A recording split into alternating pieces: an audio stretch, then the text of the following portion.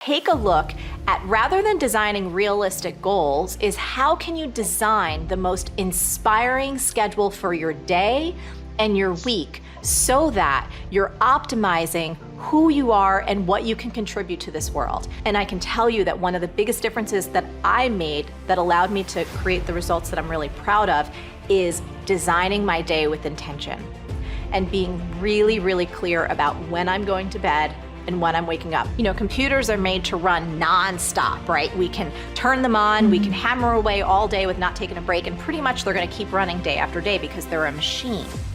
But we humans are built differently. And if we don't architect our day in the right way, if we don't build in rest, exercise, hydration, give ourselves free open space, white space, just to dream or to think or to play, we are gonna put ourselves in that position where burnout is a real thing, and then it's gonna put us so far back that it's gonna take 10 times more to even just get back to base zero, nevertheless reaching our biggest dream. I meditate every day. And I do it in the mornings, and I do it for about 10 to 15 minutes. And I think it's important because it sets me up for the rest of the day. You know, it helps me. It's like having an anchor.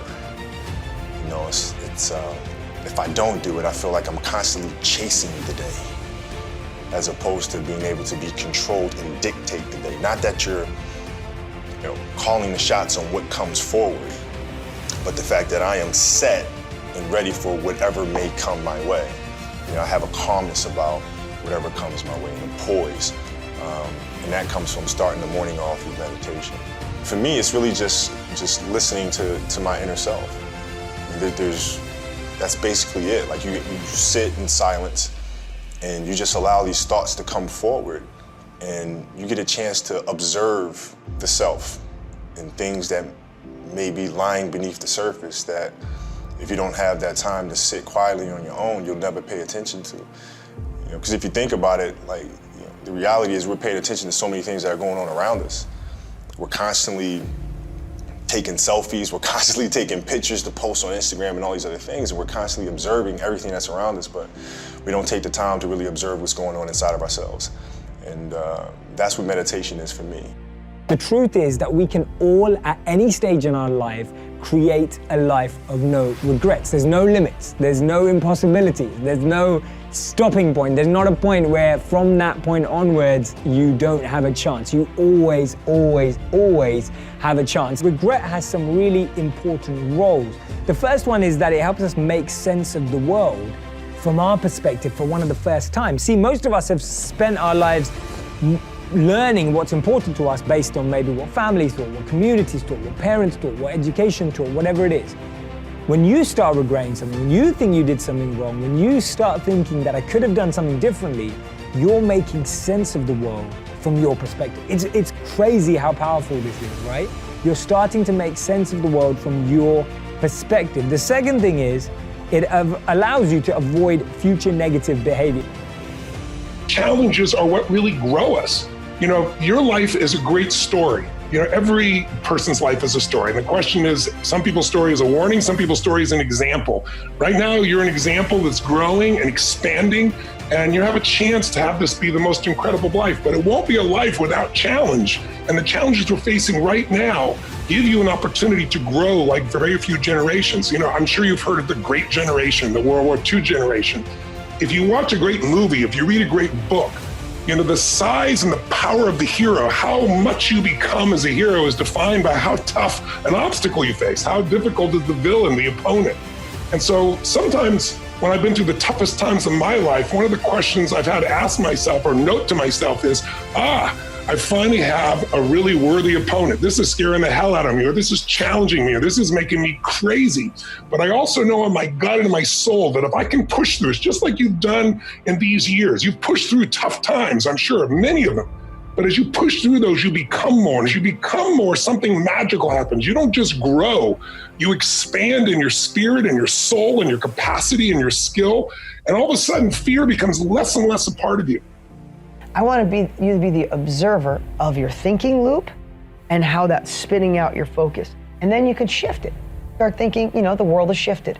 I have new opportunities. I have new capabilities. I'm alive. I've navigated the world. I have family, friends, husband, wife, kids.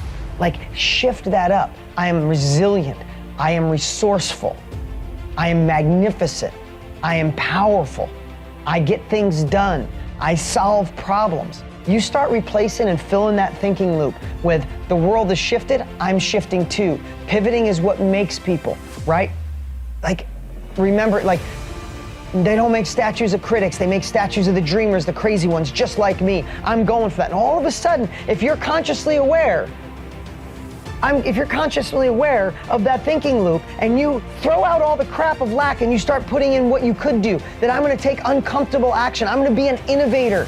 I'm gonna get out of my own head. I'm gonna take action. Like, you start changing it, all of a sudden you go from the guy that's yelling at the clerk because they messed up on your change to, don't worry about it, have a good day. And when you think about that, have a good day, I can accomplish anything, guess what? Here's the crazy part. You can. You can. I have no reason to be here. I didn't go past high school. I had dyslexia. I didn't start with money. Everybody thought I was probably the least likely anybody in my school would say I'd be successful. And in the knowledge industry, who the hell would think this got me, who barely could read in 7th grade, that I'd be a multiple New York Times best-selling author, teach people around the world, one of the top trainers there are on the planet? How would that happen? By some of the same exact stuff I'm sharing with you right now. You gotta watch your thinking loop. You gotta watch your focus. And then you gotta get crystal clear clarity. How to manage your time to get done what you need to get done, to build your dream, to have family time, to breathe, to really live a 360 life. You know, time management for me was something that I didn't even know I was horrible at one time. See, I'm a creator, I'm a dreamer, I'm a butterfly. And what that means is I can be chaotic and sporadic, and I can go in one direction in 1 minute and then another direction another minute. There were times early in my career, Jelani was about 5 years old at the time. He's now in his mid-20s. And I could work for 10 hours a day and literally have a list of 10 things to do and only have checked 2 of those tasks off. But I really, really worked 10 hours in the day. And I remember for years I wondered, what is it that I'm doing wrong? What is it that I'm not doing? Why do I feel overwhelmed? Why do I constantly feel as if I don't have enough time? Do you know that it takes literally as much energy to remain in overwhelm as it does to get organized and manage your time? I know that sounds crazy.